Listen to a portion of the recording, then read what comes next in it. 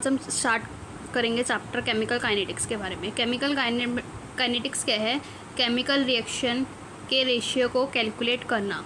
ये वो ब्रांच है फिजिकल केमिस्ट्री की जो डील करती है with study about rate of reaction and the factors affecting it. ठीक है, अब हमारे पास कुछ रिएक्शंस के टाइप होते हैं, वेरी फास्ट, वेरी स्लो और मॉडरेट। वेरी फास्ट रिएक्शंस हमारी आयोनिक रिएक्शंस होती हैं जो कि 10 to the power -16 से 10 to the power -4 सेकेंड्स लेती हैं फॉर कंप्लीशन। जैसे कि example AgNO3 plus NaCl gives NaNO3 plus AgCl। ऐसे further HCl plus NaOH gives NaCl plus H2O।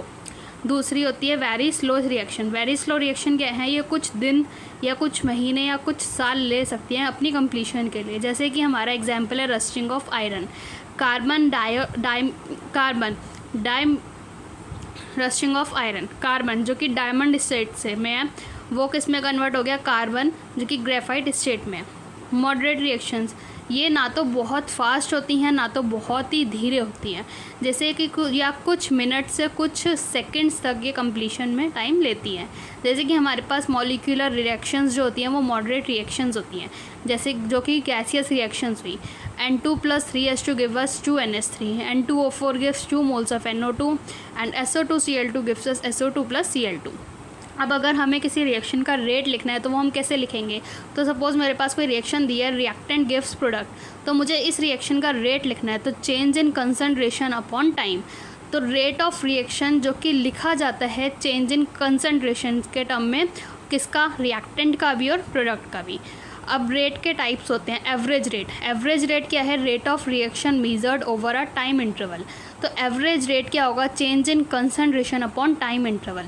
Change in concentration क्या हुआ? Plus minus delta C upon delta T. अब reactant के लिए अगर मैं देखूं, जैसे कि अगर यहाँ पे लिखा गया तो प्लस होगा फॉर रिएक्टेंट के लिए रेट ऑफ एसोसिएशन कहलाएगा और रिएक्टेंट के लिए रेट ऑफ डिसोसिएशन कहलाएगा, वो माइनस होगा। ठीक, तो रेट ऑफ डिसोशिएशन रिएक्टेंट के लिए, रिएक्टेंट क्या हो रहा है? डिसोशिएट हो रहा है, और प्रोडक्ट क्या हो रहा है? बन रहा है, तो एसोसिएट हो रहा है। तो रिएक्टेंट जो कि डिसोशिएट हो रहा है तो रेट ऑफ डिसोशिएशन लिखा जाएगा, एवरेज रेट ऑफ डिसअपियरेंस या डिसोशिएशन वो लिखा जाएगा माइनस C2 कंसनट्रेशन से वो C1 कंसनट्रेशन में आया अपॉन T2 माइनस C1। और अगर प्रोडक्ट के लिए लिखें तो प्रोडक्ट क्या हो रहा है? बन के आ रहा है, तो रेट ऑफ अपीयरेंस, तो एवरेज रेट ऑफ अपीयरेंस क्या होगा? Delta C over delta T, C2- minus C1- upon T2 minus T1। जैसे कि हम यहाँ से देखें तो रिएक्टेंट जो कि कुछ अपनी इनिशियल कंसनट्रेशन पे है तो वो अपनी इनिशियल कंसनट्रेशन से क्या हो रहा है? कम हो रहा है, तो वो यहाँ इसका ग्राफ ऐसे आ जाएगा। और प्रोडक्ट क्या है? ज़ीरो है, अभी कुछ भी नहीं बना हुआ, तो वो अपनी ज़ीरो से कुछ इनिशियल कंसनट्रेशन पे आएगा, तो उसका ग्राफ कुछ ऐसे आएगा।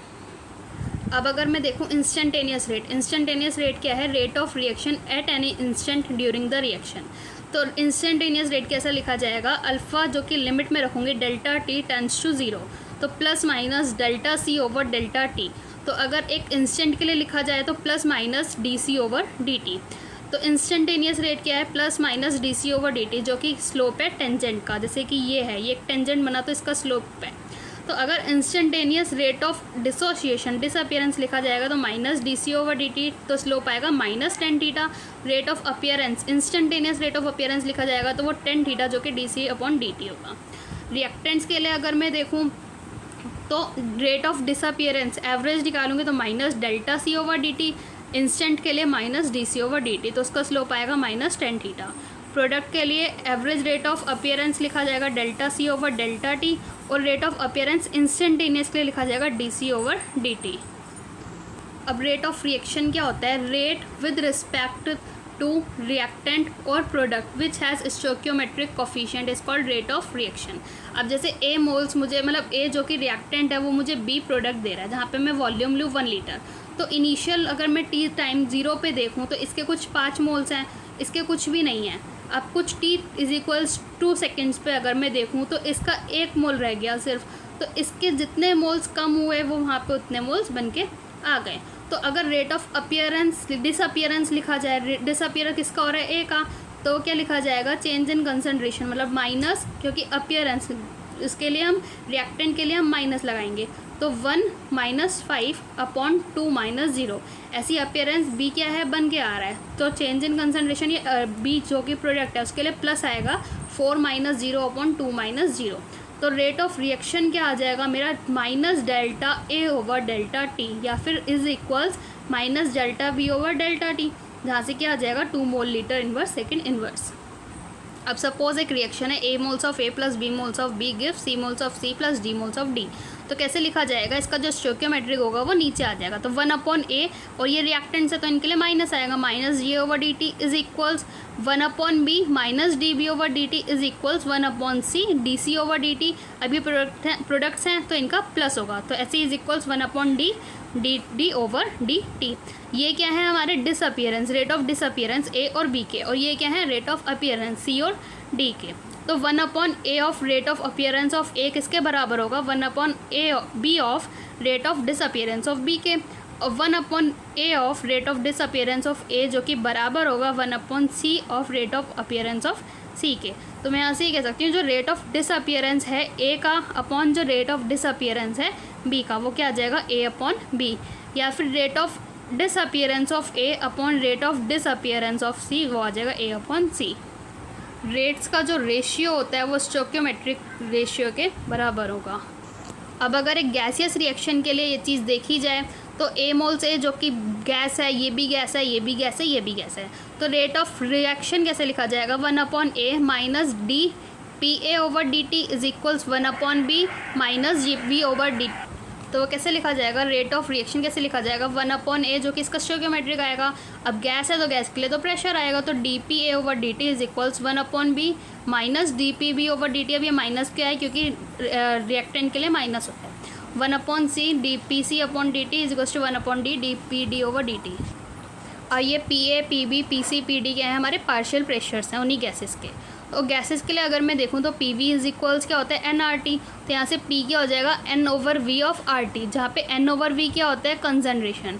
तो अगर मैं कांस्टेंट टेम्परेचर पे देखूँ जो पार्शियल प्रेशर है वो कंसनट्रेशन के डायरेक्टली प्रोपोर्शनल होगी। अब एक चीज़ ये ध्यान रखने की है, जैसे A gives B moles of B, तो अगर मुझे कंसनट्रेशन दिया तो मैं डायरेक्ट ऐसे ही लिखूँगी मोल लीटर इन्वर्स टाइम इन्वर्स में। अगर मुझे गैस का मास दिया होगा तो ये वाला फॉर्मूला लगेगा जो कि ग्राम लीटर इन्वर्स टाइम इन्वर्स आ जाएगा। अब क्या क्या फैक्टर्स हैं जो रेट ऑफ रिएक्शन को अफेक्ट करते हैं, तो पहला है कंसनट्रेशन ऑफ रिएक्टेंट। अब जैसे मैंने एक कंटेनर में 2 गैसेस ले ली, ए प्लस बी जो कि क्या दे रहा है मुझे प्रोडक्ट दे रहा है। अब इन जनरल अगर देखें तो on increasing concentration of reactant, अगर मैं रिएक्टेंट की कंसनट्रेशन बढ़ाऊंगी तो रेट ऑफ रिएक्शन बढ़ेगा, क्योंकि कोलिजन क्या होगा दोनों रिएक्टेंट मॉलिक्यूल के बीच में पर यूनिट टाइम कोलिजन देखा जाए तो वो इंक्रीज़ होगा। अब लॉ ऑफ मास एक्शन क्या कहता है, ये गुडबर्ग और वागे ने दिया था, A moles of A plus B moles of B gives us product. तो जो रेट होगा वो डायरेक्टली प्रोपोर्शनल होगा ए टू द पावर उसके स्टोइकियोमेट्रिक के, बी टू द पावर उसके स्टोइकियोमेट्रिक के। तो जहाँ पे अगर डायरेक्टली प्रोपोर्शनल का साइन हटेगा तो एक कांस्टेंट आएगा के, जिसको हम कहेंगे रेट कांस्टेंट। अब लॉ ऑफ मास एक्शन के कुछ ड्रॉबैक्स थे, ये यूनिवर्सल लॉ नहीं था और ये पूरा कम्प्लीटली थियोरेटिकल था, ठीक है। रेट लॉ क्या कहता है, ये एक एक्सपेरिमेंटल एक्सप्रेशन है जो रिलेट करता है रेट ऑफ रिएक्शन को रिएक्टेंट के कंसनट्रेशन से, जिसको हम क्या कहेंगे रेट लॉ। तो A moles of A plus B moles of B gives us product. तो अगर मैं रेट लॉ लिखूँ तो are is equals K A to the power X B to the power Y. अब x जो है वो ऑर्डर है with respect to A, y जो है वो ऑर्डर है विद रिस्पेक्ट टू b। तो अगर मैं इन दोनों को ऐड कर दूँ तो ओवरऑल रिएक्शन का ऑर्डर मुझे मिल जाता है, जहाँ पे x और y a और b के बराबर हो भी सकते हैं और नहीं भी हो सकते। अब ऑर्डर क्या होता है, ऑर्डर वो है the exponent of concentration of any reactant. किसी भी रिएक्टेंट का जो कंसनट्रेशन एक्सपोनेंट है या फिर rate law is called order with respect to that reactant. जैसे suppose A moles of A plus B moles of B मुझे प्रोडक्ट दे रहा है, तो रेट कैसे लिखा जाएगा इसका, K A to the power A B to the power B, जो कि लॉ ऑफ मास एक्शन को फॉलो नहीं कर रहा। अब ऐसे ही अगर मैं लिखूँ R is equals rate is equals K A to the power X B to the power Y, तो जो एक्स और वाई होंगे इन दोनों को अगर मैं ऐड करूँगी तो इस ओवरऑल रिएक्शन का ऑर्डर आ जाएगा, ठीक है। ऑर्डर क्या होता है, ये एक एक्सपेरिमेंटल क्वांटिटी है जो प्लस भी हो सकती है माइनस भी हो सकती है, ज़ीरो भी आ सकता है, इंटीजर भी आ सकता है, फ्रैक्शन भी आ सकता है, कुछ भी आ सकता है ऑर्डर। जैसे ए मोल्स जो कि प्रोडक्ट दे रहा है, तो अगर मैं nth ऑर्डर रिएक्शन लूँ तो रेट लॉ क्या होगा, is equals R is equals K A to the power n, ठीक है। रेट कांस्टेंट जिसको हम के से रिप्रेजेंट करते हैं, तो are is equals K A to the power N, अगर nth ऑर्डर रिएक्शन है तो ये डिपेंड किस पे करेगा, के, जो कि डिपेंड करेगा रिएक्शन के नेचर पे, दूसरा टेम्परेचर पे। तो यहाँ से के को क्या लिख सकती हूँ, R upon A to the power N. R क्या है, रेट, तो mole litre inverse time inverse, और ए क्या है, कंसनट्रेशन, तो मोल पर लीटर की पावर एन। तो यहाँ से यूनिट आ जाएगी, के की यूनिट आ जाएगी mole 1 minus N, litre n minus 1 time inverse. तो जो भी हमारा ऑर्डर होगा 1, 2 या 3, जो भी ऑर्डर होगा उसमें हम उसकी n की वैल्यू पुट करके उस ऑर्डर की यूनिट निकाल सकते हैं।